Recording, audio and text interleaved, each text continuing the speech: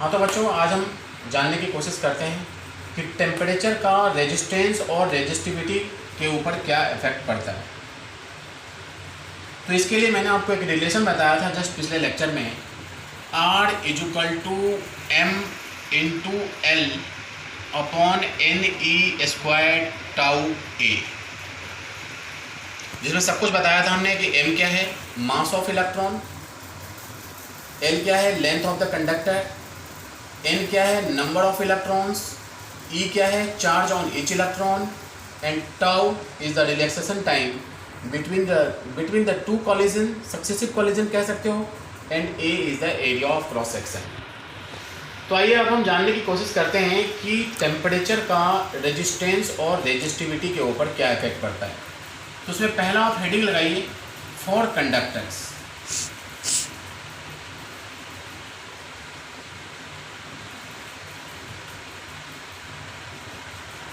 तो बच्चों, कंडक्टर के केस में क्या होते हैं आपको मालूम है कि कंडक्टर्स के अंदर फ्री इलेक्ट्रॉन्स होते हैं। तो जैसे ही हम क्या करते हैं, टेम्परेचर को बढ़ाएंगे, तो टेम्परेचर को बढ़ाने से क्या होगा, नंबर ऑफ, लिख सकते हैं हम यहाँ पर, ऑन इंक्रीजिंग द टेम्परेचर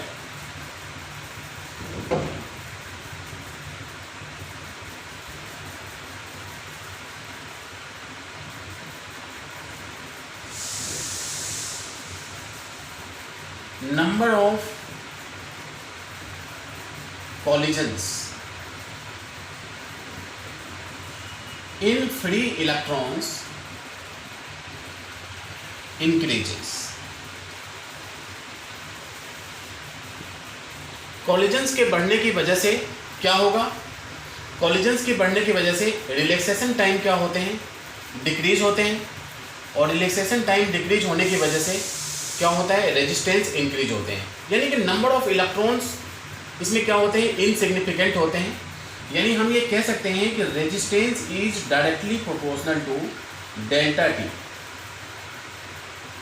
यही अगर हम टेम्परेचर को बढ़ाते हैं तो नंबर ऑफ वाइब्रेशंस क्या होगी, इंक्रीज होगी। यानी इलेक्ट्रॉन्स क्या करेंगे, हीट एनर्जी को गेन करके, टेम्परेचर को गेन करने की वजह से जो नंबर ऑफ कॉलिजन्स होते हैं वो इंक्रीज होते हैं। इंक्रीज होने की वजह से क्या होती है, रिलैक्सेशन टाइम डिक्रीज होता है, और रिलैक्सेशन टाइम डिक्रीज होने की वजह से, ठीक है बच्चों, तो टेम्परेचर को, रिलैक्सेशन टाइम डिक्रीज होगी तो क्या होगा, रेजिस्टेंस क्या होगा हमारा, इंक्रीज होगा।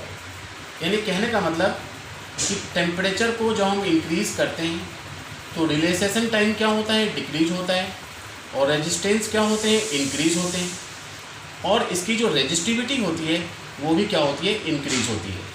ध्यान रखें, क्योंकि आपने भी रिलेशन में भी देखा था कि यहाँ पर हमने क्या किया था, R = जो काम रेजिस्टेंस के साथ होगा टेम्परेचर को बढ़ाने से, वही काम रेजिस्टिविटी के साथ भी होगा। हमने बताया था ρL/A, जिसमें रो की वैल्यू को हमने क्या लिया था, M/NE² टाउ A, ठीक है। तो अब यहाँ पर देखिए कि रेजिस्टेंस और रेजिस्टिविटी दोनों ही एक दूसरे के डायरेक्टली प्रोपोर्शनल हैं। तो जब टेम्परेचर को बढ़ाते हैं तो फ्री इलेक्ट्रॉन्स क्या होते हैं, तेज़ी से वाइब्रेट करते हैं, नंबर ऑफ वाइब्रेशंस इंक्रीज होंगे। वाइब्रेशंस इंक्रीज होने के साथ साथ number of collisions in electrons क्या होते हैं, इंक्रीज होते हैं। नंबर ऑफ कॉलिजन्स इंक्रीज होने की वजह से क्या होता है बच्चों, रिलैक्सेशन टाइम डिक्रीज होगा। जब रिलैक्सेशन टाइम डिक्रीज होती है, इसमें नंबर ऑफ इलेक्ट्रॉन से क्या होते हैं, इनसिग्निफिकेंट होते हैं। कंडक्टर्स के केस में नंबर ऑफ इलेक्ट्रॉन्स के ऊपर कोई इफेक्ट नहीं पड़ता कि बढ़ रहा है या घट रहा है, इसे कोई भी इफेक्ट पड़ने वाला नहीं है।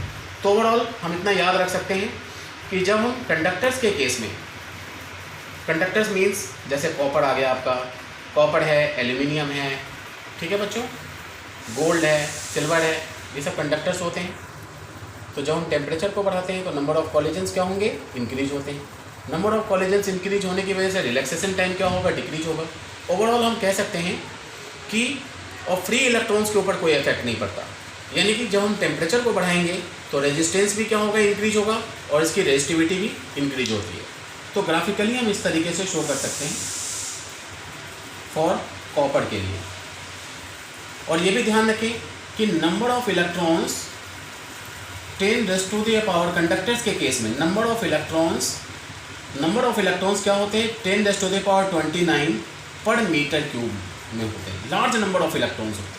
ये टेम्परेचर को गेन करके तेज़ी से क्या होते हैं, वाइब्रेट होते हैं, और वाइब्रेट होने की वजह से रिलैक्सेशन टाइम डिक्रीज होता है, और रेजिस्टेंस भी क्या होती है, इनकी इंक्रीज होती है। और रेजिस्टेंस इंक्रीज होगी तो क्या होगी, रेजिस्टिविटी भी इसकी इंक्रीज होगी, क्योंकि रेजिस्टेंस और रेजिस्टिविटी दोनों ही एक दूसरे के डायरेक्टली प्रोपोर्शनल होते हैं। कॉपर के केस में अगर, क्योंकि ये बुक में भी दिया हुआ है ग्राफ, अगर हम ड्रॉ करते हैं रेजिस्टेंस का और रेजिस्टिविटी का, और यहाँ पर ले रहे हैं टेम्परेचर, यानी रेजिस्टेंस और resistivity versus temperature in kelvin, तो ग्राफ कैसा बनेगा बच्चों, ग्राफ ऐसे, इस तरीके से, ठीक है। पहले थोड़ा सा इंक्रीज होगा, फिर क्या होते हैं, लीनियरली क्या होते हैं, इंक्रीज होते हैं, ठीक है। आइए अब हम जानने की कोशिश करते हैं सेमीकंडक्टर के केस में क्या होता है। हाँ बच्चों, तो अभी हमने देखा कि कंडक्टर्स के केस में जब हम टेम्परेचर को क्या करते हैं, बढ़ाते हैं, तो टेम्परेचर को बढ़ाने से रेजिस्टेंस क्या होती है, इंक्रीज होती है। ये भी एक फैक्टर है, लेंथ का भी फैक्टर होता है कि लीनियर एक्सपेंशन की वजह से कंडक्टर की लेंथ इंक्रीज होती है, और रेजिस्टेंस और लेंथ क्या होते हैं, एक दूसरे के डायरेक्टली प्रोपोर्शनल होते हैं। अगर लेंथ बढ़ेगी तो रेजिस्टेंस भी बढ़ेगा, ये आपने छोटी क्लास में पढ़ा था। तो चलिए सेकेंड है हमारा for semi conductor.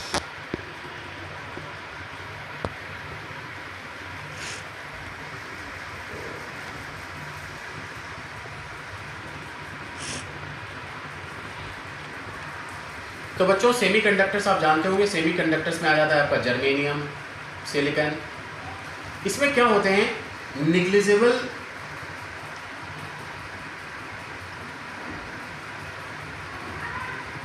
Free electrons होते हैं,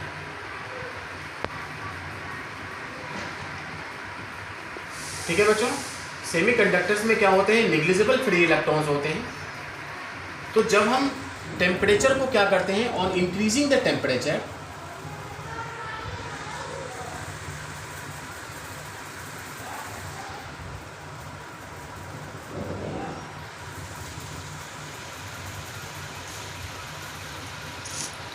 रेजिस्टेंस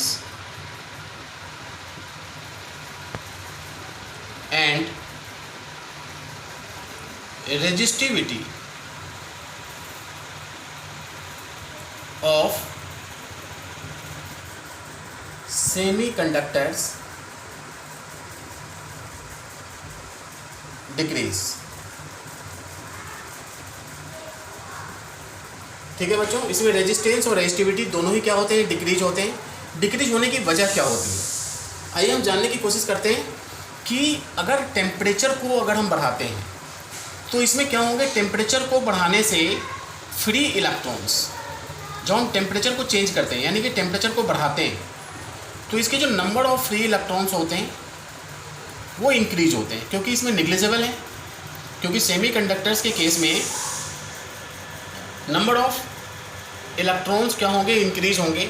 इंक्रीज होने की वजह से इसका जो रिलैक्सेशन टाइम होगा वो डिक्रीज होगा, ठीक है बच्चों। सेमीकंडक्टर्स के केस में क्या होते हैं, निग्लिजिबल।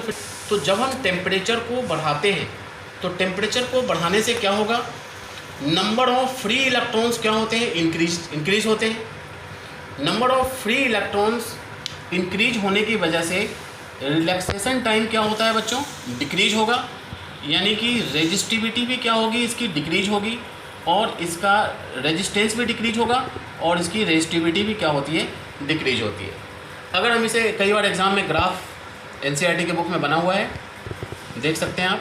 अगर ग्राफिकली अगर हम शो करें सेमीकंडक्टर्स के केस में आर एंड रो, और यहाँ पे क्या लिया है बच्चों, टेम्परेचर किसमें, केल्विन में। तो टेम्परेचर को बढ़ाने से क्या हो रहा है, ये रेजिस्टेंस डिक्रीज होता जा रहा है। तो इस तरीके से हम ग्राफ दिखा सकते हैं, ठीक है, सेमीकंडक्टर्स के लिए। आइए आज हम जानने की कोशिश करते हैं एलॉयज़। एलॉयज़ के केस में क्या होता है,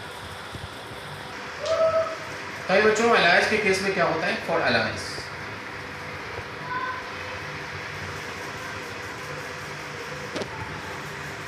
एलॉयज़ में आ जाते हैं आपके नाइक्रोम, मैंगानीज, कॉन्स्टेंटन, ये सब क्या होते हैं, एलॉयज होते हैं। इसमें क्या होता है, इतना इंपॉर्टेंट नहीं है। इसमें टेम्परेचर को बढ़ाने से रेजिस्टेंस और रेजिस्टिविटी के ऊपर कोई इफेक्ट नहीं पड़ता। ऑन इंक्रीजिंग टेम्परेचर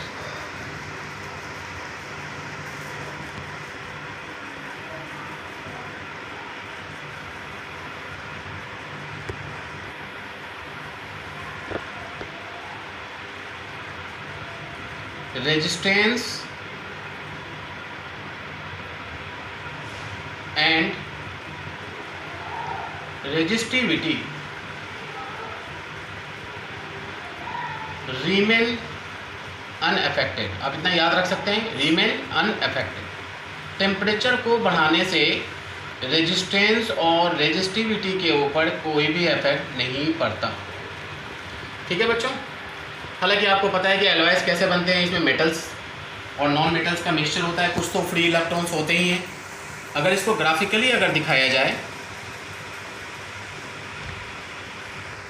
तो इसे इस तरीके से दिखा सकते हैं। क्यों? क्योंकि एलॉयज में भी मेटल्स होते हैं और मेटल्स के अंदर क्या होते हैं, फ्री इलेक्ट्रॉन्स होते हैं। ये लीनियरली बिल्कुल स्लाइटली इंक्रीज होते हैं और टेम्परेचर केल्विन में लेंगे, ठीक उसी तरीके से x, ये y, यानी टेम्परेचर का कोई भी इफेक्ट इसके ऊपर नहीं पड़ता, क्योंकि इसमें जो नंबर ऑफ इलेक्ट्रॉन्स होते हैं और रिलैक्सेशन टाइम एक दूसरे को कंपेंसेट कर देते हैं। टेम्परेचर को बढ़ाने से number of electrons and relaxation time tau compensate each other. एक बढ़ेगा दूसरा घटेगा, दोनों ही एक दूसरे को क्या करते हैं, कंपेंसेट कर देते हैं, बराबर कर देते हैं। Number of electrons and relaxation time compensate each other, that's why compensate each other, that's why on increasing the temperature the resistance and resistivity remain unaffected in case of alloys. I hope कि आपको समझ में आ गया होगा। Thank you.